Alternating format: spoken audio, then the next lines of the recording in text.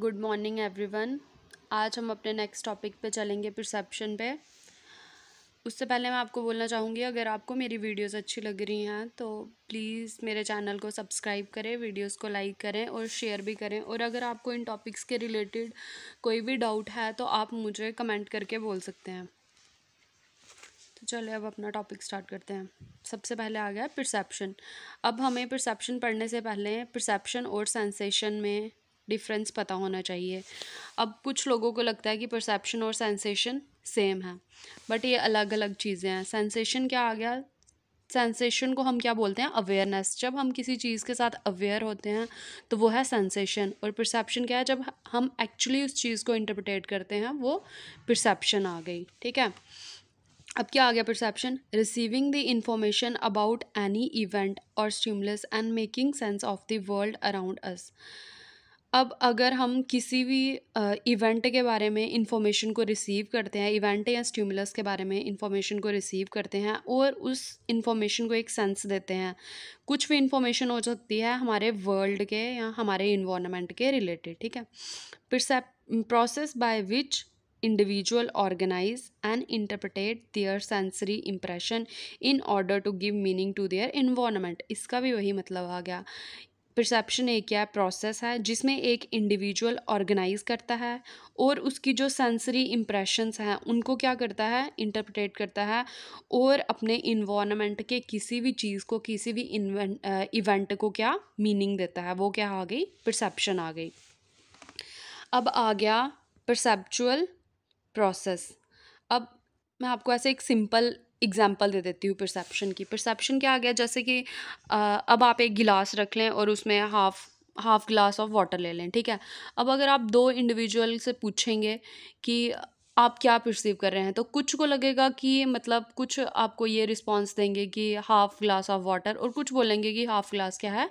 Empty है। ठीक है। तो ये क्या हो गया? दो इंडिविजुअल्स की अलग अलग परसेप्शन हो गई एक ही गिलास के रिलेटेड। वैसे ही अगर अगर आपके आगे कोई भी इवेंट चल रहा है या कुछ भी हो रहा है, कोई भी सिचुएशन आ रही है, तो जो इंडिविजुअल होंगे वो क्या करेंगे? उस चीज़ को अलग अलग चीज़ परसीव करेंगे उनकी लर्निंग के हिसाब से।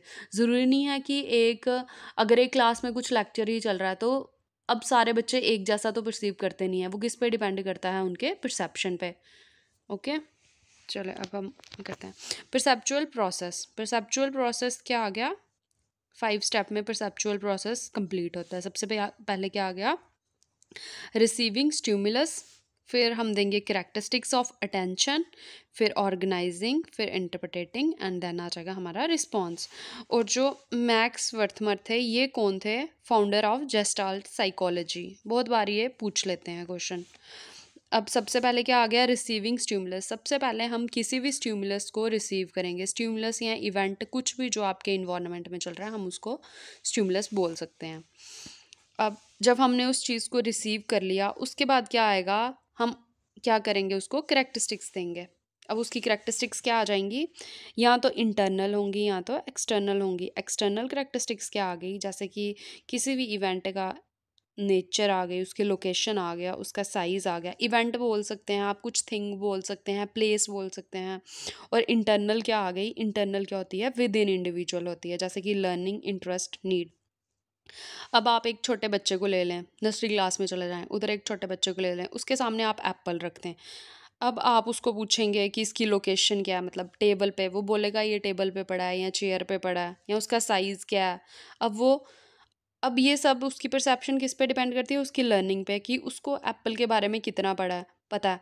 अब लर्निंग क्या आ गई? वो बोलेगा इसका रेड कलर है, इसका उसका टेस्ट के बारे में बताएगा या उसका इंटरेस्ट बताएगा, उसको वो पसंद है कि नहीं है। ठीक है। ये क्या आ गई? इंटरनल, किसी भी सिचुएशन को लेके। इधर तो मैंने एप्पल की एग्जांपल ली, बट आप कुछ भी अपने से एग्जांपल लेके इसको समझ सकते हैं।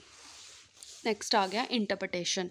अब इंटरप्रिटेशन में क्या आ गई? 4 इंपॉर्टेंट पॉइंट्स हैं जो इंटरप्रिटेशन में हेल्प करते हैं। सबसे पहले आ गया attribution, stereotype, hello effect and projection.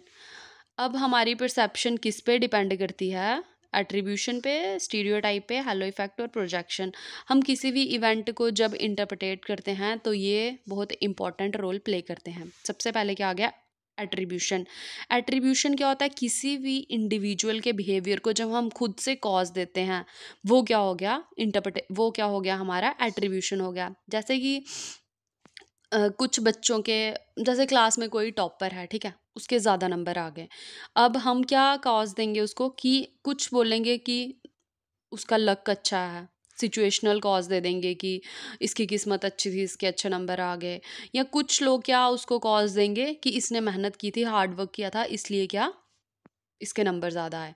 तो ये क्या आ गया, एट्रीब्यूशन। किसी भी इंडिविजुअल के बिहेवियर को जब हम कॉज देते हैं तो वो क्या आ जाता है, एट्रीब्यूशन। स्टीरियोटाइप क्या आ गया, ये एक फिक्स्ड या फिक्स्ड इमेज बोल दो, आपकी आइडिया होता है किसी भी पर्टिकुलर पर्सन को लेके। अब जैसे आप बोल दो कि स्टीरियोटाइप आ गया कि लड़कियां जैसे ड्राइव नहीं कर सकती हैं, ये आप एग्जांपल ले लो। तो ये कुछ लोगों की स्टीरियोटाइप सोच होती है कि लड़कियां ड्राइव नहीं कर सकती हैं, मतलब उनका फिक्स्ड आइडिया। अब ये नहीं है कि वो सच में ड्राइव नहीं कर सकती हैं, बट ये क्या है, उनकी लड़कियों को लेके ये उनका परसेप्शन है। ओके, अब आ गया हेलो इफेक्ट। हेलो इफेक्ट में क्या आ गया, cognitive ways where a person making an internal assessment of another person, place or thing। अब इसमें क्या आ गया कि ये कॉग्निटिव वेस होता है जिसमें क्या होता है, एक इंडिविजुअल दूसरे इंडिविजुअल के लिए कुछ, मतलब कुछ कॉज देता है उसको। जैसे कि मतलब एक ट्रेड से हम इंडिविजुअल की पूरी पर्सनालिटी को डिफाइन करते हैं। जैसे कि अगर आप अगर आप कहीं जाते हैं और सामने से आप किसी को आते हुए देखते हैं और आपको लगता है कि ये पूरा मतलब एक्यूरेट टाइम पे आया है, किसी को मिलने जा रहे हैं, तो यहाँ अगर एक इंडिविजुअल किसी की हेल्प कर लेता है, आप उसको देखते हैं सड़क में किसी की हेल्प कर रहा है, ठीक है, ये एग्जांपल ले लेते हैं। अब आप उस चीज़ से उसको क्या क्या बोल देंगे कि ये इसके बड़ा हेल्पिंग नेचर है, ये बड़ा सोशल है, ये घर में भी सबकी हेल्प करता होगा। तो एक ट्रेड से आप क्या उस बंदे की पूरी पर्सनैलिटी को क्या कर रहे हैं, डिफाइन कर रहे हैं। वो क्या आ गया, हेलो इफेक्ट। मतलब एक करेक्टरिस्टिक को देख के आपने पूरा उसका एस्टिमेट लगा लिया कि ये इंसान ऐसा होगा, वो क्या होता है, हेलो इफेक्ट होता है। अब आ गया प्रोजेक्शन। प्रोजेक्शन में क्या आ गया हमारा, ये मैंने आपको बताया था साइकोलॉजी के हिसाब से प्रोजेक्शन है इधर, कि ये डिफेंस मैकेनिज्म में पढ़ा था हमने, जो फ्रूट के हमने डिफेंस मैकेनिज्म किए थे, उसमें प्रोजेक्शन क्या है कि जब हम प्रोजेक्शन में क्या होता है कि जो हमारे खुद में हमें फ़ील हो रहा है और हमें उस चीज़ के लिए एंग्जाइटी ना हो, तो हम उस चीज़ को क्या करते हैं, दूसरों के ऊपर प्रोजेक्ट कर देते हैं। अब मैं आपको इन चारों को लेके एक एग्जांपल देती हूँ। अब देखें, अब अगर क्लास में किसी के कम नंबर आ रहे हैं, ठीक है, लगा लो कि क्लास में मेरे कम नंबर आए और मुझे टीचर से मार पड़ गई, तो अब एट्रीब्यूशन क्या होगा कि मैं उस टीचर के बिहेवियर को एक कॉज दे दूँगी। मैं बोलूँगी ये टीचर है ही ऐसी, तो मेरी कोई गलती नहीं थी, इसने मुझे ऐसे ही मतलब जान के मारा। ये क्या, मैंने उस टीचर के बिहेवियर को कॉज दे दिया कि ये हाई रूड है। अब स्टीरियोटाइप क्या आ गया, अब मैं बोलूँगी कि ये फीमेल टीचर है, तो ये फीमेल टीचरें होती ऐसी हैं कि ये सबको मारती हैं। ये क्या आ गया, मेरा उनको लेके एक स्टीरियोटाइप सोच आ गई।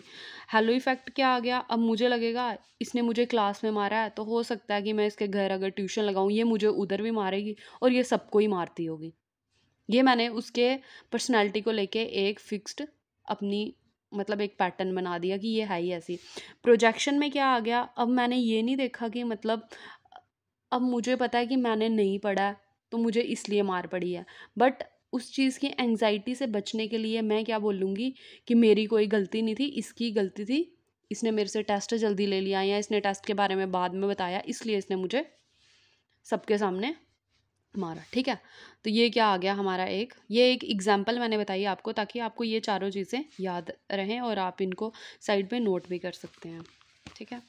नेक्स्ट आ गया रिस्पॉन्स। रिस्पॉन्स क्या आ गया, ओवर्ट एंड कवर्ट। ओवर्ट क्या आ गया, जो ऑब्जर्वेबल बिहेवियर आता है, और कवर्ट क्या आ गया, जो इंटरनल है। जैसे कि एटीट्यूड आ गया किसी के, मोटिवेशन आ गई, फीलिंग्स आ गई, ये क्या है, इंटरनल है, तो इनको हम नॉर्मली ऐसे ऑब्जर्व नहीं कर सकते हैं, ठीक है। अब आ गई, तो ये क्या था, परसेप्चुअल प्रोसेस। सबसे पहले हम स्टिमुलस को रिसीव करेंगे, फिर करैक्टरिस्टिक्स देंगे उसको, इंटरनल या एक्सटर्नल। इंटरनल क्या आ गई, जो इंडिविजुअल के अंदर होती हैं, एक्सटर्नल क्या आ गई, जैसे नेचर, लोकेशन, साइज। फिर हम उसकी इंटरप्रिटेशन करेंगे, उसमें भी ये 4 इंपॉर्टेंट चीज़ें हैं, attribution, stereotype, hello effect and projection. फिर उसके बाद आ गया रिस्पॉन्स। तो ये सारा क्या था, परसेप्चुअल प्रोसेस था। अब उसके बाद नेक्स्ट आ गया हमारा perceptual organisation. Perceptual organisation and factor in changing sensation to perception. फिर आएगा हमारा परसेप्चुअल ऑर्गेनाइजेशन में लॉज आ जाएंगे, प्रेग्नांस लॉ।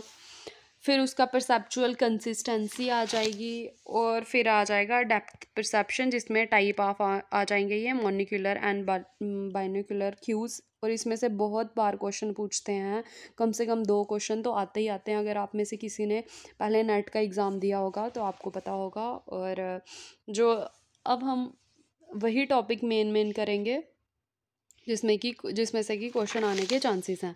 और बस उसके बाद ये चैप्टर कंप्लीट हो जाएगा, और फिर इल्यूजन का आ जाएगा थोड़ा थोड़ा। और हम अपनी अब नेक्स्ट टॉपिक हम परसेप्चुअल ऑर्गेनाइजेशन करेंगे। बट आज के लिए इतना ही। Thank you.